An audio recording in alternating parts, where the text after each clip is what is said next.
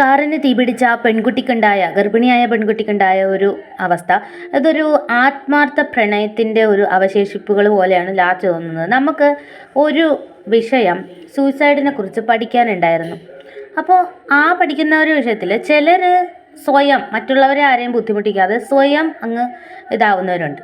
മറ്റു ചിലരെന്ന് പറഞ്ഞാൽ അത് ചുറ്റുപാടിൽ നിന്നുള്ള ഒരു പ്രഷർ വരുമ്പോൾ തൻ്റെ ജീവിതവും നശിക്കും, എന്നാൽ പിന്നെ തൻ്റെ കൂടെയുള്ളവരും അങ്ങനെയുള്ളവരും സമാധാനമായിട്ട് ജീവിക്കേണ്ട, അയാളെ കൂടി അങ്ങ് കൊണ്ടുപോകാന്നുള്ള രീതിയിൽ ചിന്തിക്കുന്നവരുണ്ട്. അപ്പോൾ ഈ രണ്ടാമത്തെ രീതിയിൽ ചിന്തിച്ചിട്ടുണ്ട് എന്നുള്ളതാണ് എനിക്ക് തോന്നുന്നത്. കാരണം ആ കുട്ടിക്ക് നല്ല രീതിയിലുള്ള നല്ല ആത്മാർത്ഥമായിട്ടുള്ള പ്രണയമാണ്. കാരണം ഇവർ ലവ് മാരേജ് ആണ്. പക്ഷേ ഇയാൾ മറ്റൊരാളെ സ്നേഹിക്കുന്നു എന്നുള്ളത് ഒളിച്ചു വെച്ചിട്ടില്ലാത്തൊരു കാര്യമാണ്. കാരണം അത് ഇവരുടെ കല്യാണത്തിന് മുന്നേ തന്നെ അത് അറിയാവുന്ന കാര്യമാണ്. അതപ്പോൾ അറിയാതെ വന്നു എന്നുള്ളൊരു റീസൺ അവിടെ വരുന്നില്ല. ഇപ്പോൾ കോടതി തന്നെ പറയുന്നുണ്ടല്ലോ, വിവാഹം കഴിഞ്ഞവർക്ക് പോലും മറ്റൊരാളുമായിട്ടുള്ള ഡിവോഴ്സിന് മുന്നേ ആ ഒരു ബന്ധം തെറ്റല്ല എന്ന് കോടതി തന്നെ പറയുന്നുണ്ടല്ലോ ഓരോ കേസിൻ്റെ ഇതിൽ. ഇയാൾക്ക് വേറൊരു ബന്ധം ഉണ്ടായിരുന്നു, മറ്റൊരു പെൺകുട്ടിയെ പ്രണയിക്കുന്നുണ്ടെന്നുള്ളത് ഈ പെൺകുട്ടിയുടെ വീട്ടുകാർക്ക് വരെ അറിയാവുന്ന കാര്യമാണ്. അത് കല്യാണത്തിന് മുന്നേ തന്നെ. എന്നിട്ട് എന്തിനെതിൽ ചെന്ന് തൂങ്ങിക്കൊടുത്തു? അന്ന് തന്നെ ഈ സൂയിസൈഡ് ടെൻഡൻസി ഉണ്ട് ഈ കുട്ടിക്ക്. അങ്ങനെ ഭീഷണിപ്പെടുത്തിയാണ് ഇയാളെ കെട്ടിയത്. ഇങ്ങനെ ഒരു വിഷയത്തിൽ ഏറ്റവും പ്രധാനമായിട്ടുള്ള ഒരു കാര്യം എന്താണെന്ന് വെച്ചാൽ, നമ്മൾ സ്നേഹിക്കുന്നവരെ അല്ല നമ്മൾ കൂടെ നിർത്തേണ്ടത്. നമ്മളെ സ്നേഹിക്കുന്നവരെ, നമ്മൾ മാത്രം അങ്ങോട്ട് സ്നേഹിച്ചുകൊണ്ടിരുന്നിട്ട് വല്ല കാര്യമുണ്ടോ?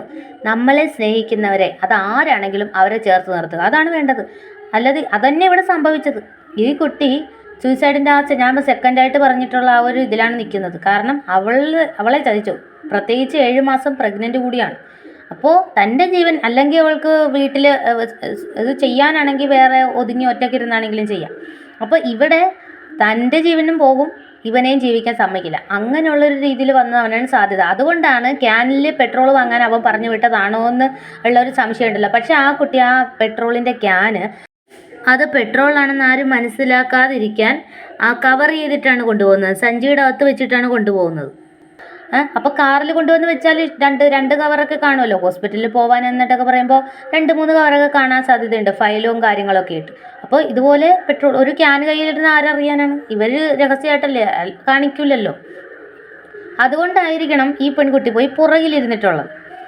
പിന്നെ ബെൽറ്റ് ഇട്ടതിൻ്റെ കാര്യത്തിൽ കൂടുതൽ എന്താ സംഭവം എന്നറിയില്ല, അതൊക്കെ ഒരു ദുരൂഹതയാണ്.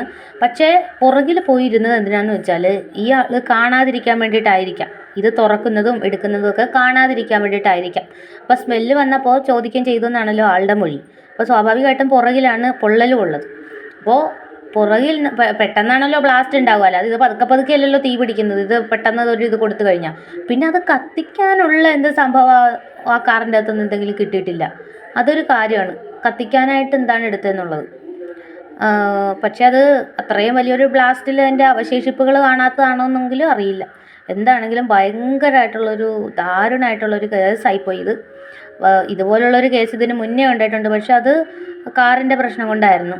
എന്നാൽ ഇതൊക്കെ ഇങ്ങനെ ഓരോ ദിവസവും ഇങ്ങനത്തെ ഓരോ ന്യൂസുകളാണ് കേൾക്കുന്നത്. വളരെ സങ്കടമായിട്ടുള്ള കാര്യങ്ങളാണ്. എന്ത് തന്നെയാണെങ്കിലും ഈ കേസിൽ നല്ല ചാൻസ് ഇതിന് തന്നെയാണ്. കാരണം ആ ഒരു ടെൻഡൻസി ഉള്ള ഒരു പെൺകുട്ടിയാണത്. അത് കല്യാണത്തിന് മുന്നേ തന്നെ ടെൻഡൻസി ഉണ്ട്.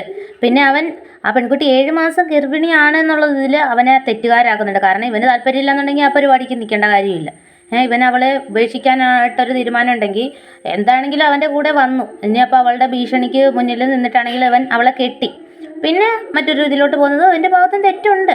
പക്ഷേ ഇത് പെൺകുട്ടിയുടെ വീട്ടുകാർക്കും പെൺകുട്ടിക്കും എല്ലാവർക്കും അറിയാവുന്ന കാര്യമാണെന്ന് കല്യാണത്തിന് മുന്നേ അറിയാവുന്ന കാര്യമാണ്. അപ്പോൾ പിന്നെ അവർ തന്നെയായിരുന്നു ഇതിൽ നിന്ന് ഒഴിഞ്ഞു മാറേണ്ടിയിരുന്നത്. എന്തിനു വേണ്ടിയിട്ടാണ് ഒരാളെ നിർബന്ധിച്ച് കൂടെ നിർത്തിയത് കൊണ്ട് എന്തെങ്കിലും പ്രയോജനമുണ്ടോ? ഇല്ല. പിന്നെ ആ പെൺകുട്ടി തീരുമാനിച്ചു കാണും, എന്നെ കെട്ടിയില്ലെങ്കിൽ ഇവൻ ആരുടെയും കൂടെ ജീവിക്കണ്ട. അവളുടെ വയറ്റിലുള്ള കുഞ്ഞിനെ വരെ സംശയം പറഞ്ഞു എന്നാണ് പറയുന്നത് ഇവൻ. അപ്പോൾ അങ്ങനെയുള്ളൊരു സാഹചര്യത്തിൽ തീർച്ചയായിട്ടും ഫോൺ കോൾസൊക്കെ പരിശോധിച്ച് കഴിഞ്ഞാൽ കുറച്ചുകൂടിയൊക്കെ ഇതൊക്കെ കിട്ടാൻ സാധ്യതയുണ്ട്.